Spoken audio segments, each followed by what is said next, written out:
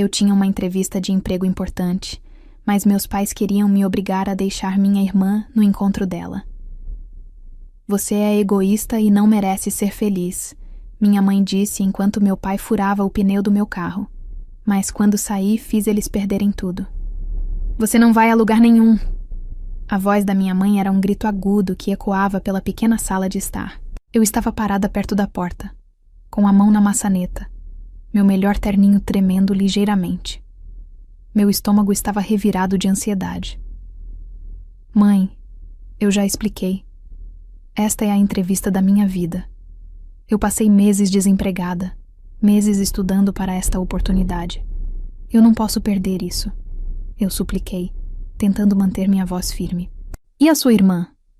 Ela cuspiu, o rosto vermelho de raiva. Ela tem um encontro. Você vai levá-la. O rapaz está esperando por ela. Ela tem 16 anos. Ela pode pegar um ônibus ou pedir um transporte. Eu não posso ser motorista dela hoje. A entrevista é do outro lado da cidade, no mesmo horário. Você é egoísta! Ela gritou, dando um passo à frente e cutucando meu peito com o dedo. Você só pensa em si mesma. Sempre foi assim. Você não merece ser feliz. As palavras dela me atingiram como um tapa. Eu balancei a cabeça, sentindo as lágrimas quentes brotando nos meus olhos.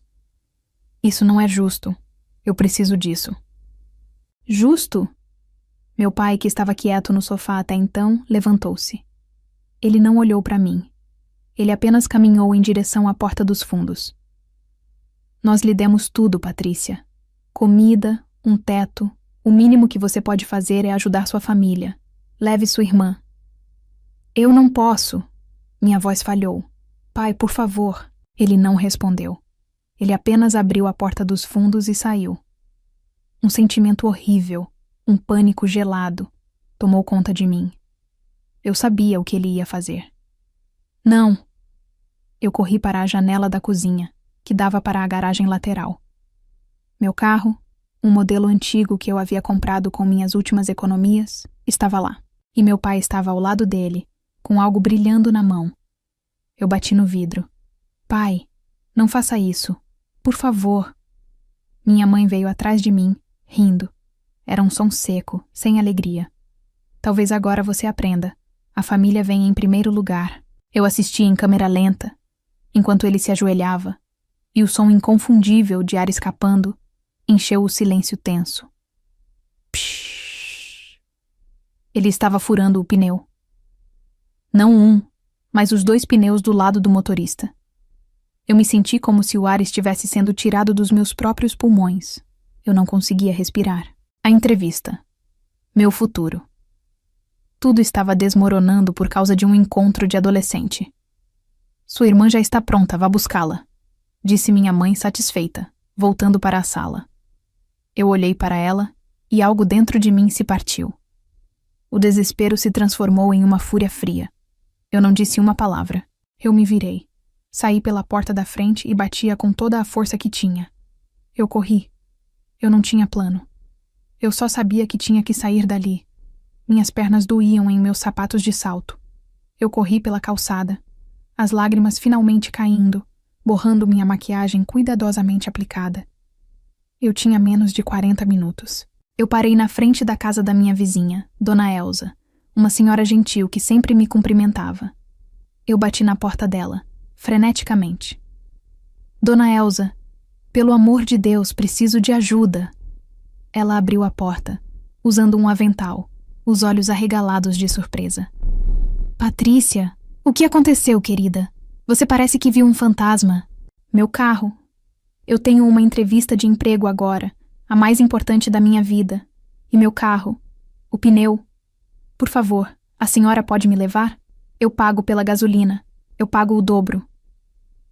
Ela olhou para o meu rosto choroso, para minhas roupas profissionais, e sua expressão mudou de surpresa para compreensão. Não precisa pagar nada, querida. Pegue minha bolsa. Vamos no meu carro. Rápido. Durante o trajeto, eu mal conseguia falar. Eu tremia tanto que não conseguia segurar meu celular direito. Tentei me recompor, enxugando as lágrimas, respirando fundo. Dona Elza não fez perguntas. Ela apenas dirigiu, com uma determinação silenciosa. Talvez rápido demais para os padrões dela, mas eu era grata. Estamos chegando, ela disse suavemente, parando em frente a um prédio de escritórios alto e espelhado. Eu me virei para ela.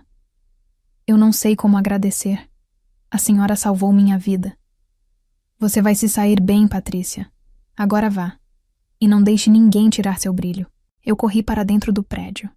Eu estava exatamente no último minuto.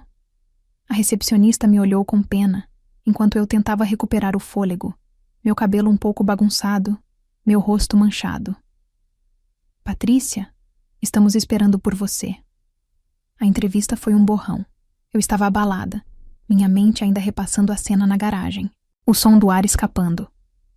Mas quando eles começaram a fazer perguntas técnicas sobre minha área, algo mudou. O desespero deu lugar ao foco. Eu sabia as respostas. Eu era boa no que fazia. Eu merecia estar ali. Eu expliquei brevemente que tive um incidente inesperado com o carro, que me deixou abalada, mas que estava pronta.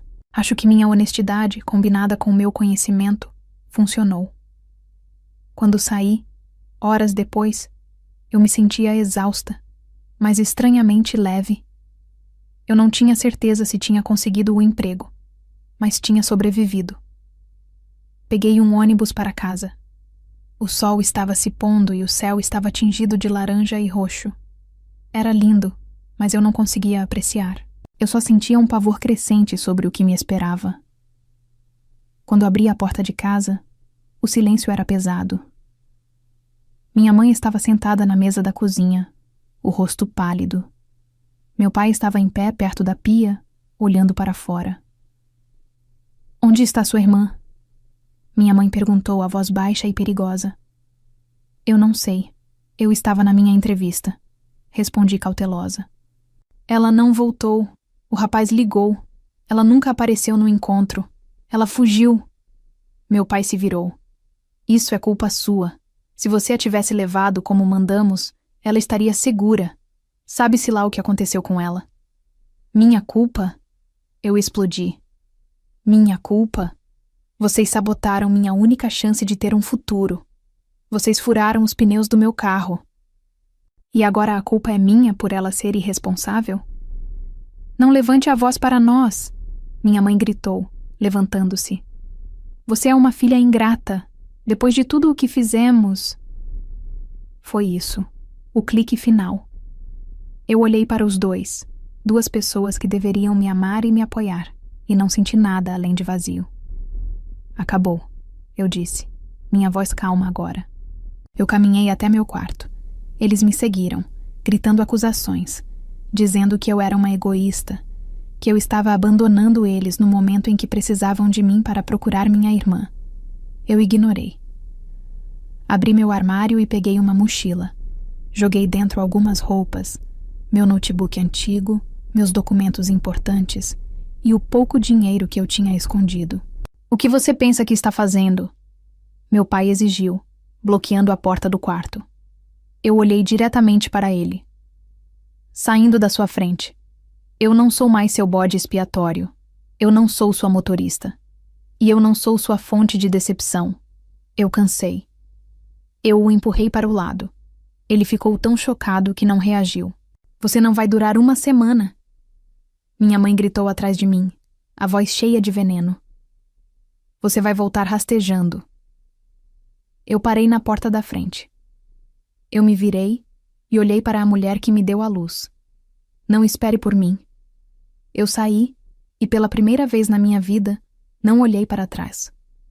Eu arrastei minha mochila pela calçada escura, o ar frio da noite cortando meu rosto. Eu não tinha para onde ir. Meu celular vibrou no bolso. Era minha mãe. Ignorei. Vibrou de novo. Meu pai. Ignorei. Então, lembrei-me de Ana. Minha amiga da faculdade, a única pessoa que realmente sabia o que eu passava em casa. Eu tinha evitado falar com ela sobre meus problemas familiares ultimamente, com vergonha. Mas agora eu não tinha escolha. Disquei o número dela com os dedos trêmulos. Alô? A voz dela soou sonolenta. Ana, Sou eu, Patrícia. Desculpe ligar tão tarde. Eu posso ficar na sua casa? Só por hoje? Minha voz quebrou. Patrícia! O que aconteceu? Claro que pode. Onde você está? 20 minutos depois, eu estava no pequeno apartamento dela, sentada no sofá, enquanto ela me trazia uma xícara de chá quente. Eu contei tudo. O grito da minha mãe, o som do pneu furando, a corrida para a entrevista, a fuga da minha irmã e a briga final. Ana ouvia em silêncio, o rosto dela passando de preocupação para choque e depois para uma raiva fria que espelhava a minha. Eles furaram seus pneus? Ela disse, incrédula. Para você não ir à entrevista? Eu balancei a cabeça, as lágrimas escorrendo silenciosamente pelo meu rosto. Patrícia, isso é doentio. Eu sei, e o pior é que... Ana, a entrevista era na sua empresa. Ela parou, a xícara de chá no meio do caminho até a boca. O quê? No meu andar? Não, no departamento de análise. Eu nem pensei nisso até agora. Eu estava tão desesperada. Ana colocou a xícara na mesa e me abraçou com força. Você está segura agora. Você pode ficar o tempo que precisar. Meu sofá-cama é confortável. Você não vai voltar para lá. Aquela noite, pela primeira vez em anos, eu dormi. Foi um sono pesado, exausto, sem sonhos. Os dias seguintes foram tensos. Eu passei cada minuto verificando meu e-mail, meu celular, esperando uma resposta da empresa. Eu me sentia como uma impostora no apartamento de Ana, mesmo ela insistindo que eu era bem-vinda. Ela ia trabalhar todos os dias no prédio imponente que eu esperava que fosse meu futuro, enquanto eu ficava no apartamento dela, refazendo meu currículo e candidatando-me a outros empregos, caso o pior acontecesse. Minha irmã ainda não havia aparecido, pelo que eu sabia. Meus pais me ligaram dezenas de vezes. Eles deixaram mensagens de voz furiosas, depois mensagens chorosas, culpando-me pelo desaparecimento dela e exigindo que eu voltasse. Eu bloqueei os números deles. Na quinta-feira, quase uma semana depois da entrevista, meu e-mail apitou. Assunto: sua candidatura. Processo seletivo analista júnior. Meu coração parou. Eu cliquei. Prezada Patrícia, temos o prazer de informar que você foi aprovada no processo seletivo. Gostaríamos que começasse na próxima segunda-feira. Eu li o e-mail 3 vezes. Eu não conseguia acreditar. Eu consegui. Mesmo com o rosto manchado de choro, mesmo com o mundo desabando, eu consegui. Eu gritei. Ana, que estava na cozinha, veio correndo. O que foi? Eu consegui. Ana, eu consegui o emprego. Nós pulamos e dançamos pela pequena sala de estar. Era a primeira vez que eu sentia esperança de verdade em muito, muito tempo. Parecia que, finalmente, as coisas iam dar certo. Eu teria meu próprio dinheiro. Eu poderia encontrar meu próprio lugar. Eu poderia ser livre. A primeira semana de trabalho foi um turbilhão. Eu estava nervosa, mas determinada. Eu absorvi tudo como uma esponja. Ana me ajudou com as rotinas, almoçamos juntas no refeitório. E ela me apresentou a algumas pessoas. Eu estava focada. Eu chegava cedo, saía tarde. Eu queria provar que eles tinham feito a escolha certa. Tudo estava indo perfeitamente. Até a quarta-feira da segunda semana. Eu recebi um e-mail do chefe do Departamento de Recursos Humanos. Senhorita Patrícia, por favor, compareça à minha sala às 14 horas. Um frio percorreu minha espinha. Não dizia o motivo. Eu passei a manhã inteira com o estômago embrulhado. O que poderia ser? Eu cometi algum erro? Às 14 horas em ponto, bati na porta dele. Entre, Patrícia. Sente-se. O homem, Sr. Mário, era gentil, mas seu rosto estava sério.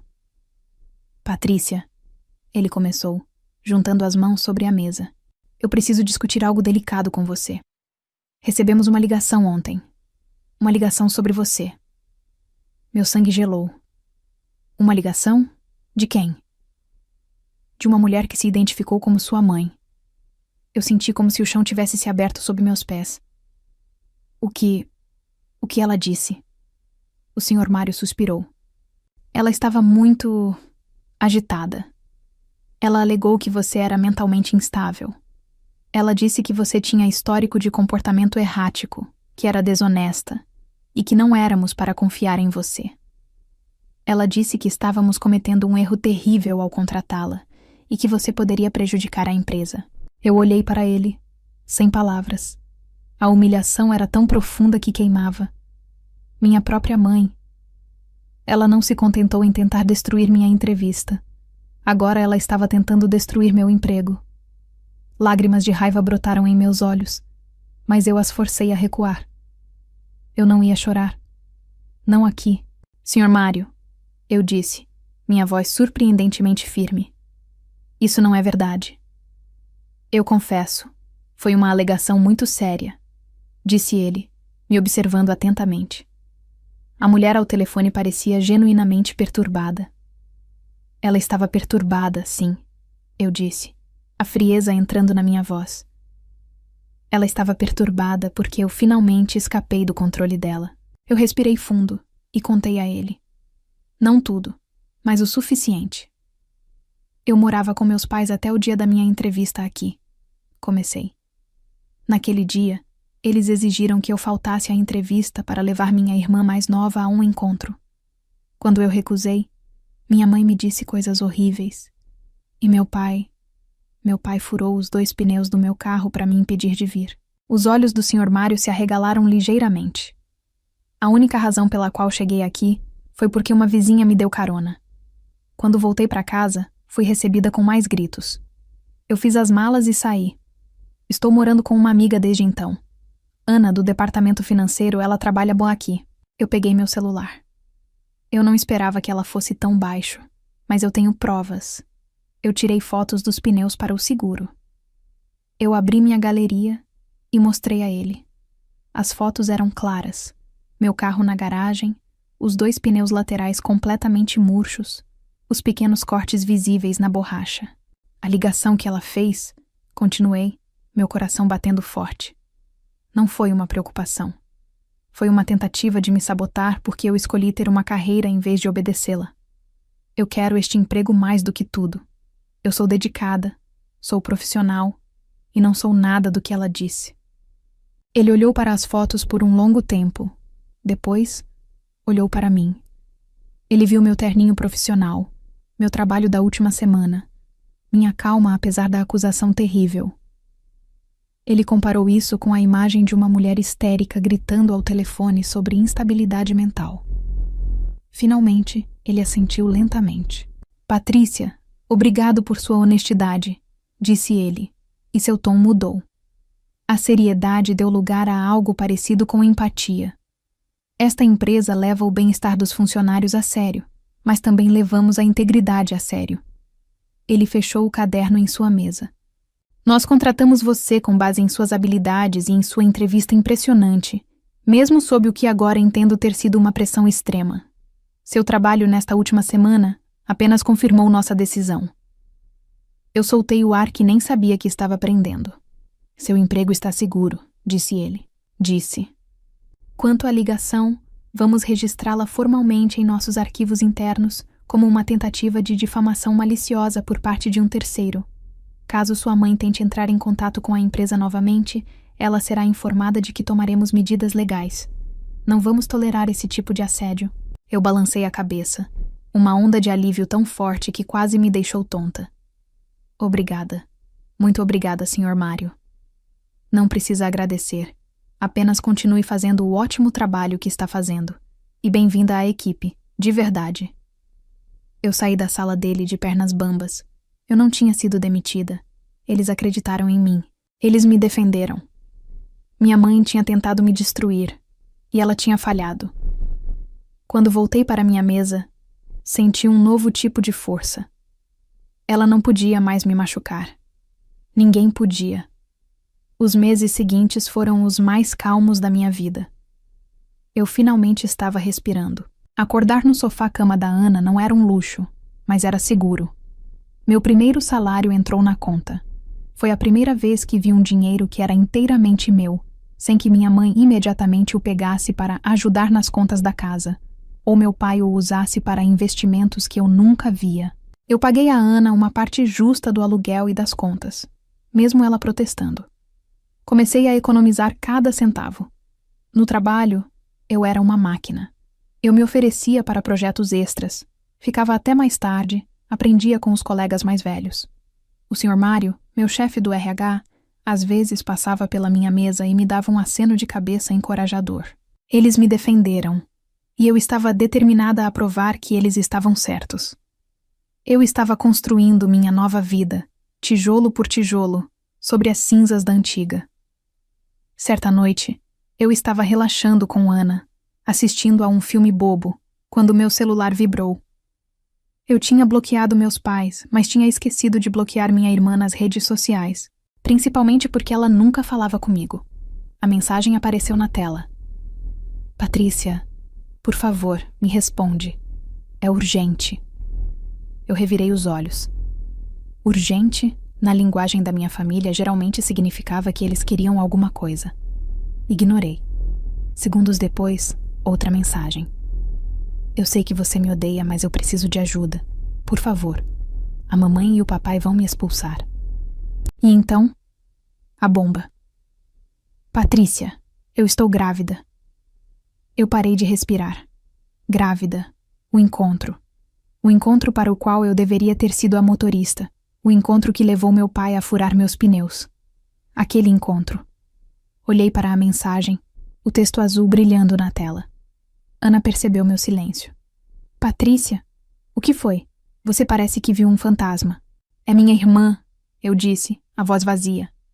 Ela está grávida. Meu Deus, Ana sussurrou. E o rapaz, aquele do encontro? Não sei, ela não disse. Meu celular tocou. Um número desconhecido. Meu coração deu um salto, mas eu atendi. Alô? Patrícia, graças a Deus. Era a voz do meu pai, desesperada, chorosa. Filha, sua irmã, ela nos contou. Ela está grávida. Você precisa voltar para casa. Precisamos de você. Precisam de mim para quê? Minha voz saiu fria como gelo. Para ajudar, para conversar com sua irmã. E... Filha, as coisas estão difíceis. Eu preciso de um dinheiro emprestado. Só até as coisas se ajeitarem. A audácia. Depois de tudo, eles ainda achavam que podiam exigir. Eu não tenho dinheiro. Menti. Claro que tem. Você conseguiu aquele seu emprego chique. Nós sabemos. Você tem que nos ajudar. Somos sua família. Eu senti a raiva antiga subir, quente e ácida. Mas então, ela simplesmente desapareceu, substituída por um vazio calmo. Eu não tenho família, eu disse. Patrícia, não seja assim. Sua irmã precisa de você. O rapaz, ele sumiu, desapareceu. Não atende o telefone, bloqueou ela. Ele não quer assumir. Então, esse era o cenário. Minha irmã, grávida e abandonada. Meus pais, presos com ela. E eles queriam que eu, a egoísta que não merecia ser feliz, resolvesse o problema deles. Isso não é problema meu, eu disse. Sua ingrata, depois de tudo... Eu desliguei. Imediatamente bloqueei o número desconhecido. Abri a rede social e bloqueei minha irmã. Bloqueei tias, tios, primos, qualquer um que pudesse ser um mensageiro para eles. O silêncio que se seguiu foi maravilhoso. Eu pensei que tinha acabado, mas as consequências das ações deles estavam apenas começando a se desenrolar, como um novelo de lã caindo por uma escada. O mundo corporativo é pequeno. As pessoas falam. A história da ligação da minha mãe, registrada formalmente pelo Sr. Mário, não ficou trancada em um arquivo para sempre. Eu não sei como vazou. Talvez um assistente de RH tenha comentado com um amigo em outra empresa. Talvez o Sr. Mário, em uma reunião com outros líderes do setor, tenha usado o caso como um exemplo anônimo de assédio bizarro. De alguma forma, a história saiu. A história da mãe que tentou arruinar o emprego da filha ligando para a empresa e alegando instabilidade mental. Meu pai trabalhava há 20 anos como gerente sênior em uma firma de investimentos. Sua carreira era baseada em confiança, reputação e discernimento. Minha mãe era chefe de departamento em uma grande rede de varejo, um cargo que envolvia supervisionar dezenas de funcionários, contratações e avaliações de desempenho. Ana foi quem me contou. Ela chegou em casa uma noite, algumas semanas depois das ligações bloqueadas, com uma expressão estranha. Você não vai acreditar no que eu ouvi hoje, ela disse, sentando-se. O quê? Uma amiga minha, que trabalha no RH da empresa do seu pai. Ela me contou que houve um grande escândalo. A história da ligação da sua mãe chegou aos ouvidos do diretor da firma.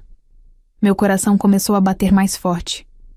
O diretor, continuou Ana, não associou a história a ele no início.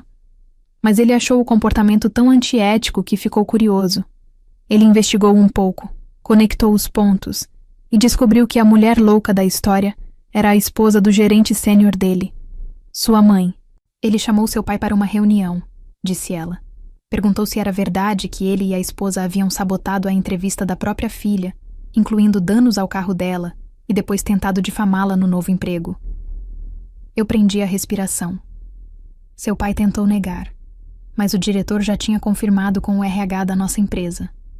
Aparentemente, o Sr. Mário confirmou o incidente, sem dar meu nome, claro. O diretor disse ao seu pai que não podia mais confiar no julgamento de um homem que participaria de algo tão desonesto. Ele disse que isso mostrava um caráter falho e que ele não podia ter alguém assim gerenciando milhões. Ele foi demitido, por justa causa. Eu fiquei em silêncio. Demitido, por justa causa. E minha mãe? Eu perguntei baixinho. A mesma coisa. A história se espalhou como fogo. Chegou aos ouvidos da matriz da rede onde ela trabalhava. Eles abriram uma investigação interna sobre o comportamento ético dela. Eles a questionaram. Ela tentou dizer que estava apenas preocupada como mãe, mas eles não aceitaram. O relatório concluiu que ela era uma pessoa prejudicial e que não tinha condições de gerenciar outras pessoas. Ela também foi demitida, por justa causa. O peso daquilo me atingiu. Os dois. Os dois pilares da casa, os dois provedores, as duas pessoas que me disseram que eu não seria nada sem eles, tinham perdido seus empregos. Eles não teriam direito a quase nada. Duas carreiras construídas ao longo de décadas, destruídas em questão de dias pelo próprio veneno. O quadro completo se formou na minha cabeça. 2 adultos desempregados e agora, com uma reputação manchada, quase impossíveis de se recolocar no mercado. Uma filha adolescente grávida, sem apoio do pai da criança. E as contas. A hipoteca da casa grande. Os 2 carros. As dívidas. Eles não tinham mais renda. Nenhuma. O colapso financeiro não era uma possibilidade, era uma certeza. A ruína que eles previram para mim, quando minha mãe gritou que eu não duraria uma semana, tinha encontrado o endereço deles. O ano seguinte foi uma subida constante para mim. Enquanto a casa dos meus pais desmoronava sob o peso de suas próprias ações, a minha vida estava sendo construída. No escritório, eu me destaquei. O Sr. Mário me deu um projeto de análise de risco que ninguém queria pegar. Era complicado, cheio de dados confusos e prazos apertados. Eu mergulhei nele. Trabalhei noites, fins de semana. Não por obrigação, mas porque eu amava o desafio. Eu amava a sensação de resolver algo. 6 meses depois de ter começado, apresentei minhas conclusões aos diretores. Eu estava nervosa, mas minha voz não tremeu. Eu conhecia cada número daquela planilha.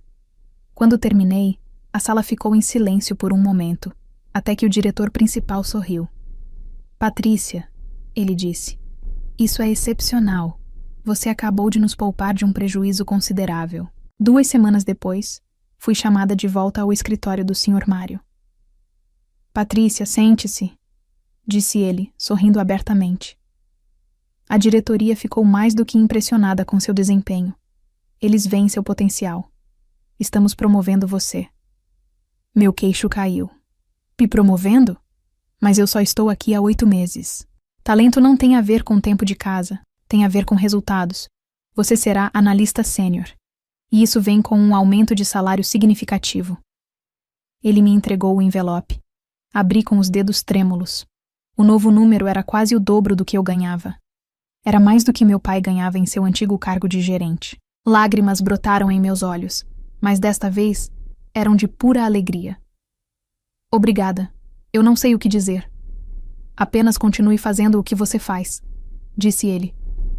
Com meu novo salário, a primeira coisa que fiz foi procurar meu próprio lugar.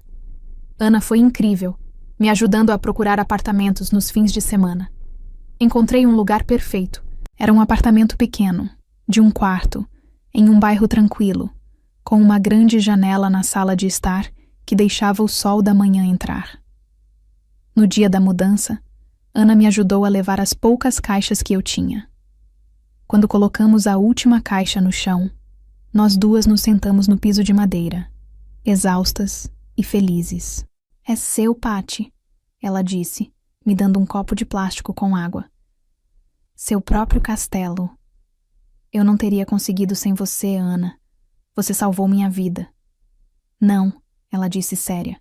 Você salvou a si mesma. Você só precisava de um lugar seguro para pousar. Nas semanas seguintes, eu me deliciei em mobiliar aquele lugar. Eu não tinha muito dinheiro guardado, mas com meu novo salário, eu podia comprar as coisas aos poucos. Comprei um sofá confortável na cor azul que eu sempre quis. Uma cama de verdade, com lençóis macios. Uma pequena mesa de jantar perto da janela. Eu pintei as paredes. Cozinhei minhas próprias refeições. Sentava-me no meu sofá com uma xícara de chá e lia um livro em completo silêncio. Não havia gritos. Não havia exigências. Não havia ninguém me dizendo que eu era egoísta ou que não merecia ser feliz. Era paz. Uma paz tão profunda e completa que às vezes me fazia chorar de alívio. Claro, as notícias do outro lado da minha vida ainda chegavam. Eu estava almoçando com Ana no refeitório quando ela mencionou, hesitantemente. Eu ouvi. Ouvi de uma prima minha que conhece sua antiga vizinha, sobre seus pais. Eu parei de mastigar. O quê? Aparentemente, eles perderam a casa. Eu a encarei, sem expressão. Eles não conseguiram pagar a hipoteca depois que foram demitidos, ela disse baixinho. A reputação deles está arruinada. Ninguém no setor quer contratá-los. Eles estão completamente sem dinheiro. Eu voltei a comer meu sanduíche. Ana me observou. Você está bem? Eu engoli. Estou. É só interessante. O que é interessante? Que eles perderam tudo. A casa, os empregos, o status, tudo o que eles valorizavam mais do que a mim. E eu? Eu tenho um emprego ótimo e um apartamento que eu amo. Engraçado como as coisas funcionam. Eu não senti tristeza. Não senti alegria. Eu não senti nada. Era como ouvir a previsão do tempo de uma cidade onde eu não morava mais. Era apenas indiferença. O espaço que eles ocupavam dentro de mim havia morrido naquele dia na garagem, ao som do ar escapando dos meus pneus. Eu continuei a construir minha vida. Fiz novos amigos no trabalho. Comecei a sair para caminhar nos fins de semana. Adotei um gato pequeno de um abrigo. Minha vida era cheia, era boa. Até que, inevitavelmente, o passado tentou bater à minha porta novamente. Era tarde da noite. Eu estava quase dormindo quando meu celular se iluminou com uma notificação de rede social. Era um pedido de mensagem de um perfil que eu não reconheci. A curiosidade me venceu. O nome era diferente, mas a foto de perfil era inconfundível. Minha irmã. Ela parecia mais velha, o rosto inchado e cansado. Ela estava segurando um bebê. A mensagem era um bloco de texto enorme, cheio de erros de digitação e desespero. Patrícia, por favor, eu sei que você me odeia e tem todos os motivos. Eu fui uma idiota. Mas eu preciso de você. O bebê nasceu, é um menino. E nós não temos onde morar. Estamos morando em um quartinho alugado, todos nós. Mamãe, papai, eu e o bebê. É horrível. Ela continuou. Papai está doente de tanto estresse. Mamãe não para de chorar. Eles tentaram pedir ajuda para a família, mas todo mundo virou as costas. Depois que descobriram o que eles fizeram com você. Eles estão quebrados, Patrícia. Por favor. Eu sei que você está ganhando bem. Nós vimos suas fotos. Seu apartamento parece tão bonito. Você não pode deixar seu sobrinho passar fome? Você não pode nos perdoar? Mamãe e papai se arrependem, eu juro. Eu li a mensagem. Li de novo. Meus pais se arrependem. Eles se arrependiam? Ou eles se arrependiam de terem sido pegos? Eles se arrependiam de terem perdido tudo? Se eu ainda estivesse lá, sem emprego, quebrada, eles estariam arrependidos? Ou estariam me culpando pela gravidez da minha irmã? Eu pensei no bebê. Um garotinho inocente, nascido naquela bagunça. Eu senti uma pontada de pena. Mas não era meu filho. Não era meu erro. E não era minha responsabilidade limpar a sujeira que 3 adultos fizeram. Eu olhei para o meu gato, dormindo tranquilamente nos meus pés. Olhei para a minha estante de livros, para as chaves do meu apartamento sobre a mesa.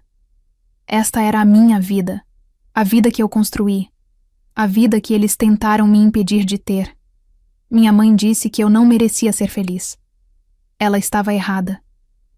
Com o dedo firme, eu apertei o botão. Bloquear. A mensagem desapareceu. O perfil desapareceu. Eu desliguei a tela do celular, coloquei-o no carregador e me virei. Fechei os olhos e, em menos de 1 minuto, eu estava dormindo profundamente, em paz. Eu finalmente era livre.